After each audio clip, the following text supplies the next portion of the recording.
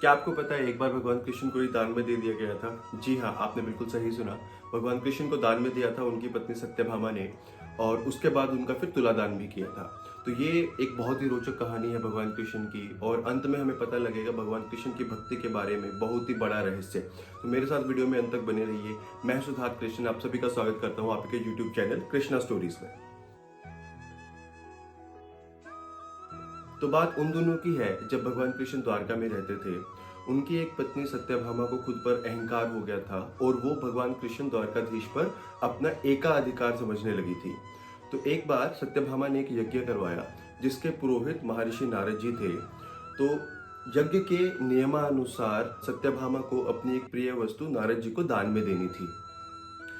तो जब यज्ञ पूरा हुआ नारद जी ने सत्यभामा को अपनी एक प्रिय वस्तु दान में देने के लिए कहा।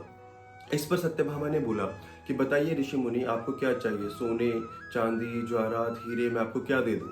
तो नारद जी बोले कि हे देवी, मैं तो एक ब्राह्मण ऋषि मुनि हूँ, मुझे इन सब से क्या लाभ? मुझे तो आप ये बताइए कि आपके लिए इस संसार में सबसे प्रिय क्या है? इस पर सोचकर सत्यभामा बोली कि मुझे तो पूरे संसार में सबसे प्रिय द्वारकाधीश है। तो नारद जी बोले बस फिर मुझे वही दान में चाहिए।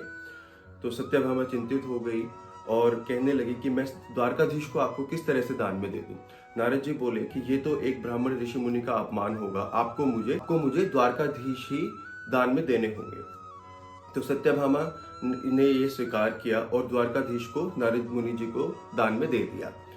अब अब नारद मुनि द्वारकाधीश को ले जाने लगे तो सब चिंतित हो गए कि आप हमारे द्वारकाधीश को द्वारका से कैसे लेके जा सकते हैं। नारद मुनि बोले अब ये द्वारकाधीश नहीं रहे, ये तो मेरे को दान में दिए गए हैं, तो चलिए द्वारकाधीश आप मेरे साथ चलिए। तो वहां पर उपस्थित सभी व्यक्ति कहने लगे कि इन पर खाली सत्यभामा का तो अधिकार नहीं। सत्यभामा चिंतित हो उठी और नारद मुनि से माफी मांगने लगी, मुझसे गलती हो गई है, आप मुझे माफ करें और द्वारकाधीश को यहीं रहने दें।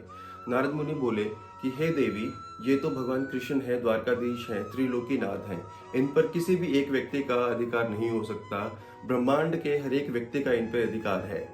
तो सत्यभामा ने अपनी गलती स्वीकार की और कहा कि इनको आप मुझे वापस दे दीजिए, पूरे ब्रह्मांड को वापस दे दीजिए।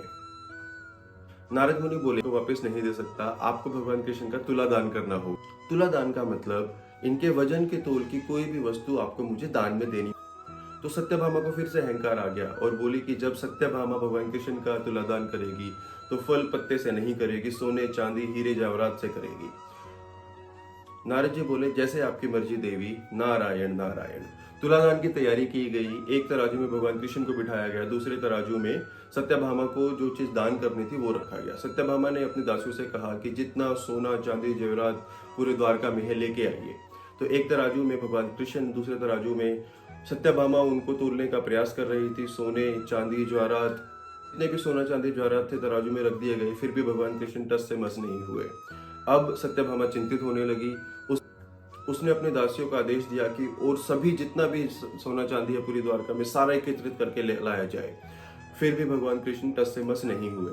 अब सत्यभामा चिंतित हो उठी और वह यह सोचकर रोने लगी। तब माता लक्ष्मी रुक्मणी सत्यभामा के पास गई और बोली तुम भगवान कृष्ण को सोने चांदी ज्वारात से तोलने का प्रयास कर रही हो। भगवान कृष्ण को सोने चांदी ज्वारात से कोई भी लेना देना नहीं है। हे पगली, तुम द्वारकाधीश को सोने चांदी ज्वारात से तोलने का प्रयास कर रही हो। भगवान को इनसे कोई मोह नहीं है। भगवान को इनसे कोई मोह नहीं है। ये तो सिर्फ सच्ची भावना, भक्ति और प्रेम के भूखे हैं। आभूषण सोना चांदी तुम्हारे पास था, वो तुम्हारे अहंकार का प्रतीक था जो सभी भगवान ने उतरवा दिए हैं। उसके बाद जितना भी आभूषण सत्यभामा ने पहना हुआ था वो भी उसने उतार के तुलादान में दे दिया। और जितने भी आभूषण तुम्हारे पास थे ये सभी तुम्हारे अहंकार का प्रतीक थे जो कि भगवान कृष्ण ने तुलादान में तुमसे रखवा दिए हैं। अब सिर्फ तुम्हारे पास एक अंगूठी बची है जो कि तुम्हारे अहंकार का प्रतीक है, उसको भी तुम डाल दो और भगवान का क्या है, वो तो सिर्फ एक तुलसी के पत्ते से भी मान जाएंगे। माता लक्ष्मी रुक्मणी का कहना मानते हुए सत्यभामा ने ऐसा ही किया और अंगूठी बची थी उसको भी तुलसी के पत्ते के साथ तुलादान में डाल दिया और तुलसी का पत्ता रखते ही तुलादान पूर्ण हुआ। इससे हमें पता लगता है कि भगवान कृष्ण को पैसे से, आभूषण से, सोने से, चांदी से कोई भी मोह नहीं है। भगवान तो सिर्फ सच्ची भावना, प्रेम और भक्ति के भूखे हैं। उस दिन से भगवान कृष्ण पे तुलसी चढ़ाई जाने लगी। आशा करते हैं आपको ये वीडियो पसंद आई होगी। भगवान के बारे में जानना और उनके बारे में दूसरे लोगों को बताना भी भक्ति है। तो प्लीज इस वीडियो को शेयर कीजिए, चैनल को सब्सक्राइब कीजिए, वीडियो को लाइक कीजिए। मिलते हैं अगले वीडियो में। जय श्री कृष्णा, हर हर महादेव।